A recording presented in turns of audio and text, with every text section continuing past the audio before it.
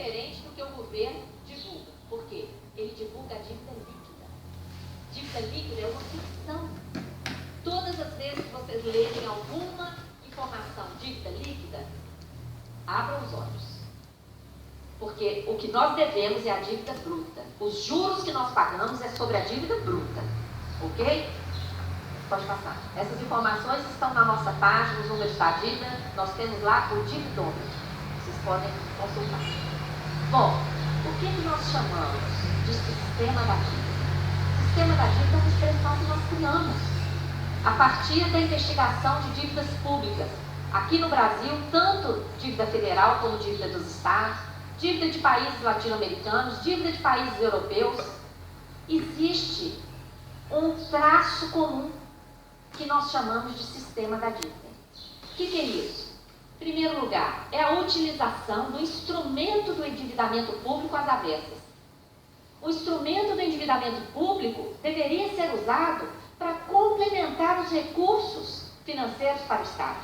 Esse é o objetivo do endividamento público. E é legítimo que os Estados se endividem, porque os Estados têm que cumprir a sua obrigação com a população. E se precisar endividar, devem endividar. Porém, de forma transparente, de forma razoável, de forma transparente para com a população que vai pagar a conta, divulgando as condições, etc. Né? Quando nós investigamos a dívida que está aí, nós não encontramos isso. Nós encontramos a utilização do endividamento público como um esquema que retira recursos do Estado. Em vez de aportar recursos, retira. Esse sistema se reproduz internacionalmente e internamente também, no âmbito dos estados e municípios. Qual a principal característica do sistema da dívida? A ausência de contrapartida. Uma dívida pública, ela tem que ter contrapartida. Qual foi o dinheiro recebido? Onde esse dinheiro foi aplicado? Quando investigamos isso nessa dívida interna e externa brasileira, não se encontra. Qual é o maior beneficiário do sistema da dívida? O setor financeiro. Esse é o esquema em que a gente encontra em todos esses lugares que eu pude verificar até agora. Né? Como é que o sistema da dívida opera? Ele influencia o modelo econômico, como eu mencionei lá no início, quais as principais metas? A meta de superávit, etc. Ele dirige o modelo econômico, dirige as contrarreformas, tudo mais que vai ser feito. Ele se alimenta de privilégios financeiros, como nós vimos no orçamento e vamos ver daqui a pouco, principalmente as taxas de juros abusivas. Ele usufrui de um sistema legal, todo um aparato legal é modificado para beneficiar o sistema da dívida. Acabamos de ver isso na Grécia, deputada. Medidas ilegais para salvar bancos e criar dívidas para os países foram feitas, ilegais. E o que puderam, modificaram a lei. O que não puderam, fizeram ilegal mesmo. É incrível o poder, a correlação do sistema da dívida com o sistema legal. O sistema político. Por que nós temos tão poucos parlamentares aqui? Porque, infelizmente, tem que ser dito, a maioria que não está aqui foi financiada pelo setor financeiro. Basta olhar na página do Tribunal Eleitoral. E quem é financiado pelo setor financeiro já vendeu o seu mandato lá atrás e não vai enfrentar esse debate sobre a dívida pública. É por isso que a Comissão de Legislação Participativa, a sociedade civil que paga a conta, é que tem que puxar essa luta.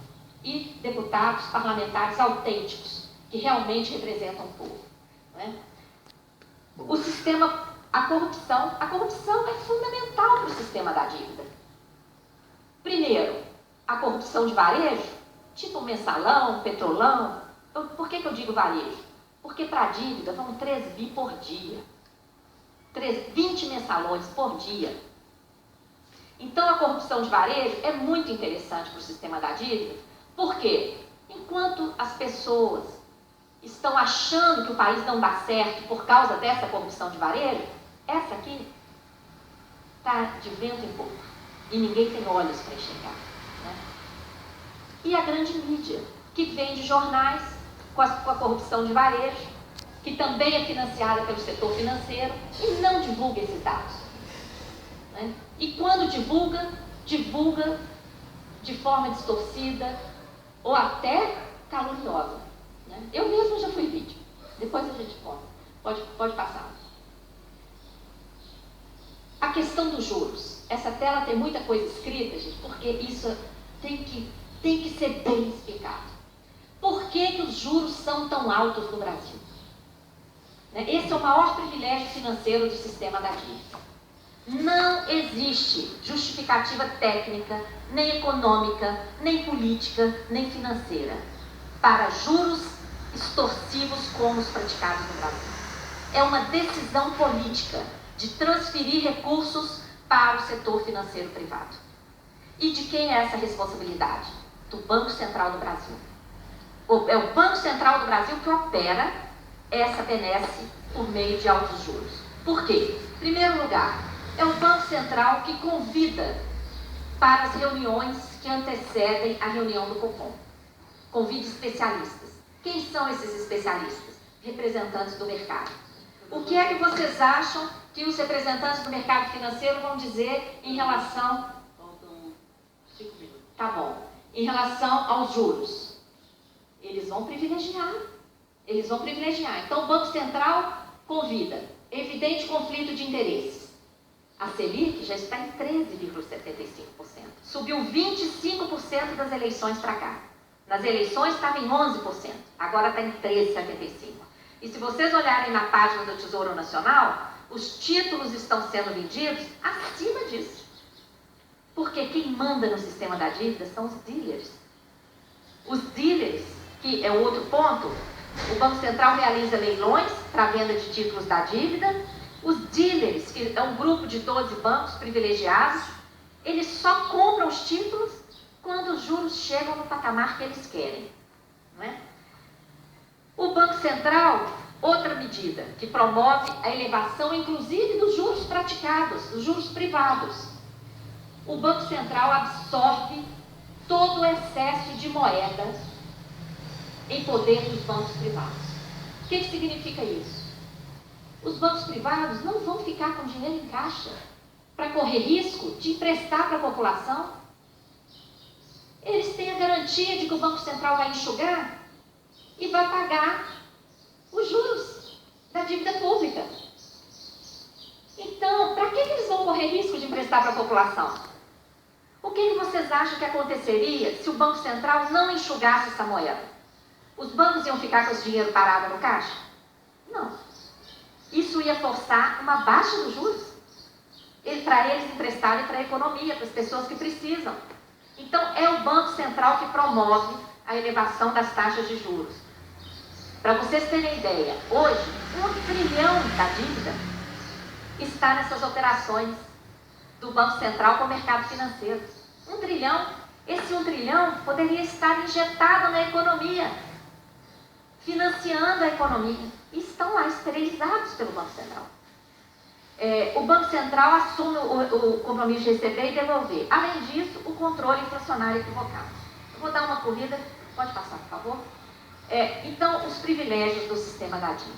Nós temos aí juros elevadíssimos, mensais, cumulativos. Nós temos atualização monetária mensal cumulativa para a dívida. Todo mês corrige e outro mês em cima daquela correção. Nós temos a política do superávit primário, que corta qualquer gasto para privilegiar os juros.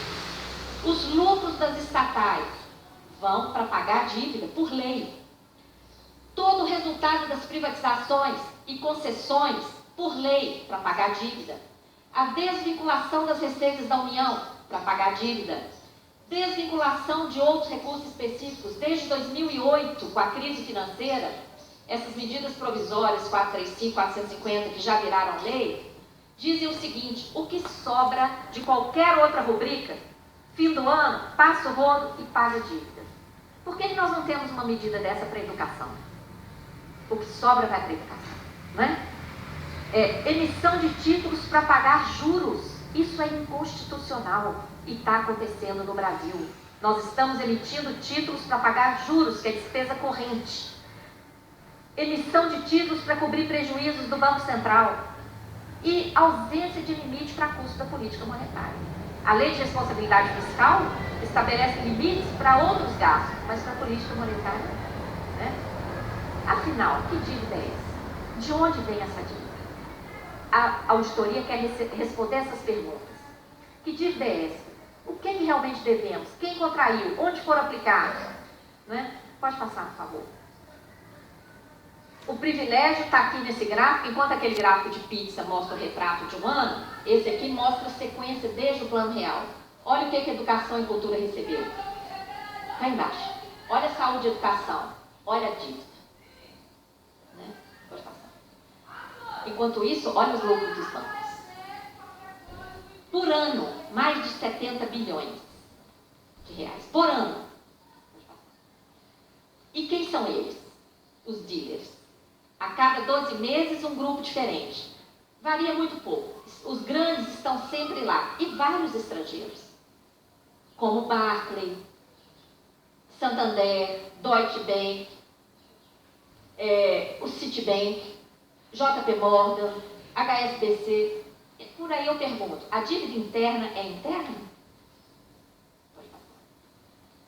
E quem são os detentores dos títulos? É a sociedade? É o povo? Não. Quase 50% está na mão de bancos nacionais e estrangeiros. Quase 11,3% na mão somente de estrangeiros. Investidores que não são bancos. Investidores, pode ser até pessoais. Né? Quase 18% fundos de investimento. Quase 13% fundos de pensão. Apenas 3% em mãos de outros e 5% no fundo de garantia, FAT e outros fundos. Uma auditoria, inclusive, pode até segregar isso aqui. Quem são os detentores legítimos, não é? Que realmente colocaram o dinheiro ali e quem são aqueles que criaram a dívida e usufruem do esquema. Não é? Pode passar. Bom, está funcionando muito bem essa benesse de acumulação capitalista com esse esquema, com o modelo tributário injusto e com esse privilégio para a dívida pública.